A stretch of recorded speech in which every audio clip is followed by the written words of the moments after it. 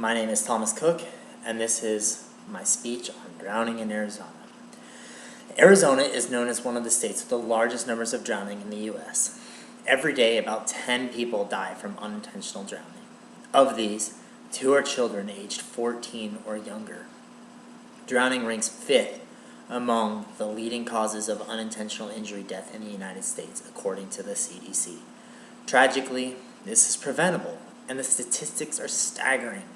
Drowning goes beyond just the grim statistics, with divorce rates of parents who lose a child exponentially higher than normal, medical expenses that far exceed the national averages, and communities that are at a loss struggling to understand why this continues to happen.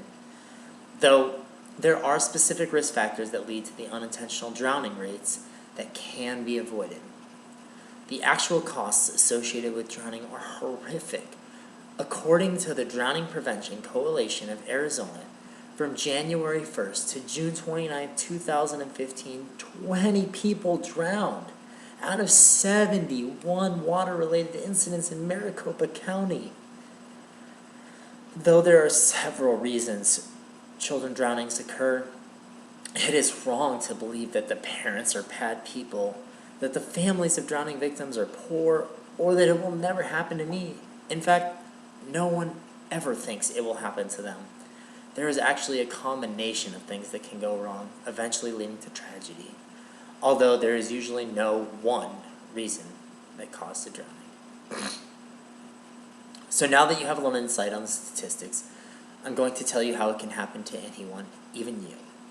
Some reasons for drowning include a loss of focus while someone answers the phone, or answers the door and takes attention away from the child. A 20-month-old who could not walk yesterday can suddenly find their way out of a doggy door and into a pool. A lack of multiple barriers designed to create a safe environment can be left unlocked, become broken, or simply just not exist. And then there's a bit of a struggle, and the child slips under the water.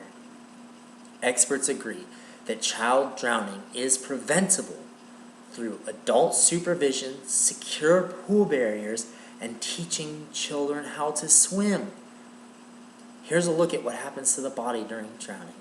First, panic disrupts normal breathing patterns when a child hits the water. Next, the child tries to hold his or her breath, but a natural reflex eventually causes the airway to open, which may cause the child to aspirate water.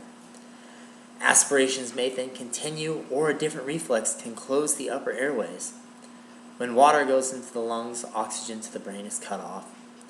Water can also damage the lungs, causing acute respiratory distress syndrome or pulmonary edema. Depending on the child, the amount of time he or she is submerged, and the water's temperature, drowning can lead to multi-system organ failure, damage of the heart, kidneys, and liver, brain damage, and eventually death.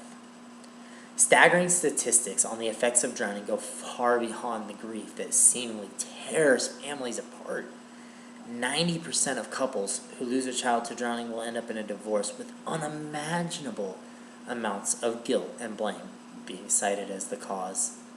60% of drownings occur in the children from 6 months old to 4 years old.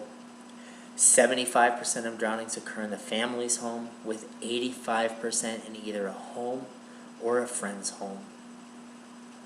75% of drownings occur as a result of poor supervision and no barrier. 77% of the time the child was out of sight for 5 minutes or less, with the majority of children under age 6 being supervised by 1 or more adults. There are a number of risk factors that contribute to drowning numbers. Examples show there is no one group that is invincible, and drowning can occur with anyone. New parents or caregivers are more likely to lose a child to drowning. New pool owners are more likely to lose a child to drowning. New residents to a community are more likely to lose a child to drowning. People with or watching multiple kids are more likely to lose a child to drowning. A lack of barriers is attributed to the likelihood of drowning. Climbable furniture, coolers, bathtubs, buckets, and dog bowls are all contributing factors to the likelihood of losing a child to drowning. The costs of drownings impact families, communities, insurance companies, and place exponentially higher than average costs for care. Long-term care for drowning victims can range in costs from $100,000 to $180,000 per year. Lifetime care for a drowning victim less than 15 years old can cost between $3.8 and $4.5 million. For every child who drowns, there are 4 more who are hospitalized.